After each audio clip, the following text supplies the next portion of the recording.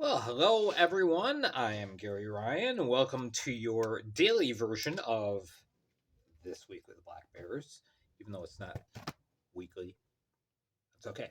Today is Tuesday, January 31st, and very interesting goings on today.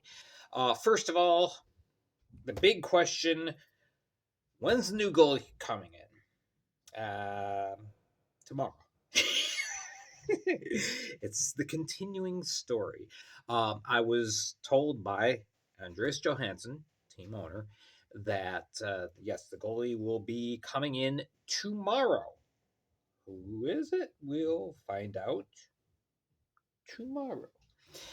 Okay, speaking of goalies, as we take a look around the league, Delaware today made a very curious move.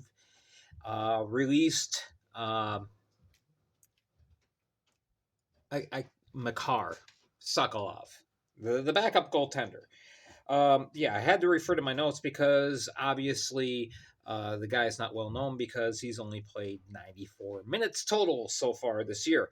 Could be he requested a release.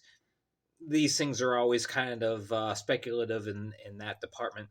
But the real interesting question is, well, what happens now if Delaware has an injury problem?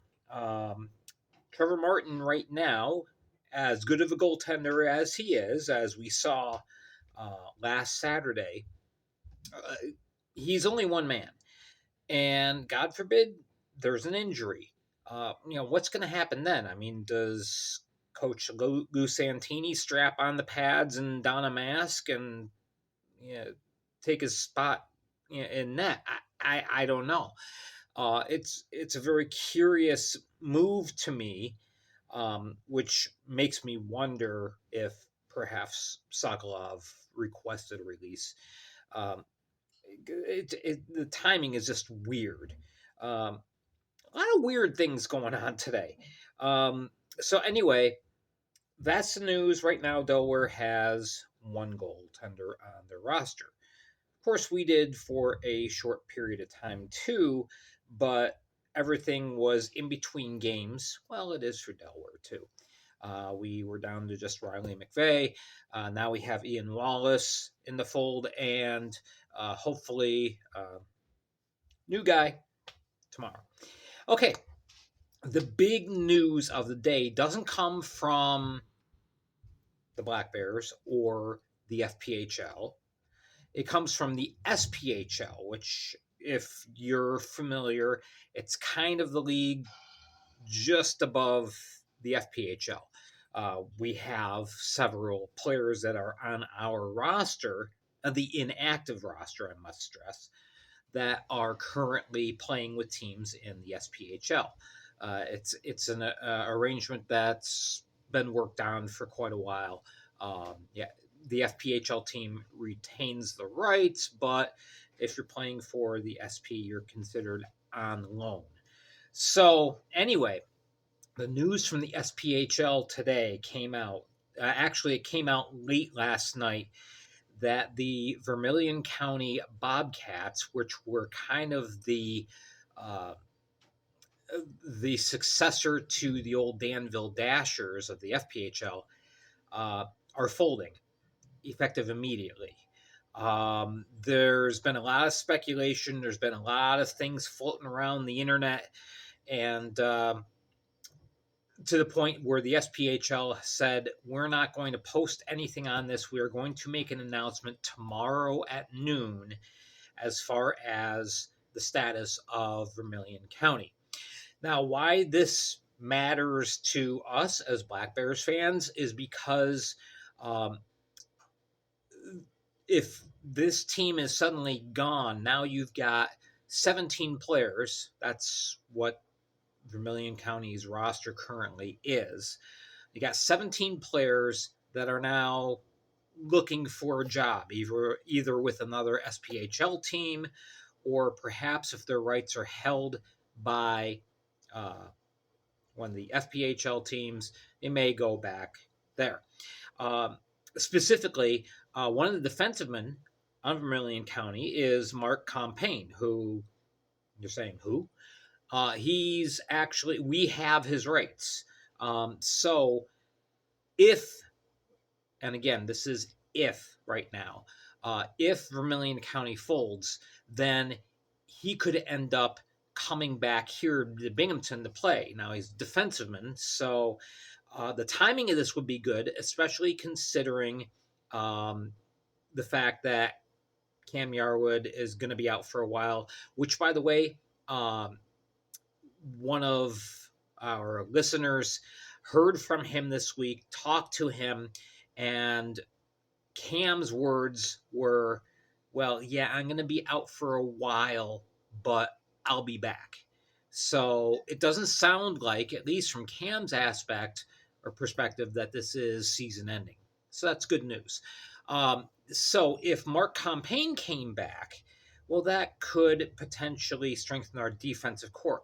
However, we would have to cut somebody else from the roster. So I mean, we'll see what happens with that. But anyway, very interesting news. Official announcement tomorrow from the SPHL as far as the future of the Vermilion County Bobcats. But unfortunately, it looks like the team may be done. So that's kind of a shock, kind of surprising. The team hadn't been doing well either at the gate or on the ice, but still, I mean, everybody figured they're going to make it to the end of the year. It doesn't look like it. So our roster spots that were on the inactive roster right now, as far as players in the SPHL, I've mentioned it before. We have, well, I just mentioned Mark Compain. We also have Michael Mercurio, who's up in Quad City, Jesse Anderson, and goaltender Jeremy Fourier are in Macon. Although Fourier looks like he's going to be sticking up there. Jamie Bussell is playing for Huntsville. So we got 5 players right now that we have the rights to up in the SPHL. And again, depending on what other teams want to do, if Vermilion County did fold and all these players are now available, well, they may want to do a little razzle-dazzle, shuffle the lineup a little bit. Of course, this could also affect Fed rosters in teams like Elmira and Delaware and Mississippi that are kind of on the outside edges of the fringe. Always looking for that new shiny piece. They may want to take a chance on one of the players. So we'll see what happens. Time will tell. All right. So finally, I want to mention I appreciate your watching this and taking this in. Please hit like, subscribe, hit the bell for notifications as soon as I release a new video. You can get notified of that. And please share the video as well. Feel free to share. And remember, this week with the Black Bears regular podcast, the midweek edition, will be on Spotify, as it has been.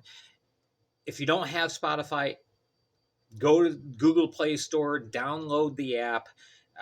It's a free app. It's free to use. So it's very easy to use as well. And then you can type in the search bar on Spotify this week with the Black Bears. So that's how you find me there. All right. So we will probably have another video tomorrow to touch up on the Vermilion County situation. Until then, have yourself a wonderful day. Keep your head up and your stick on the ice.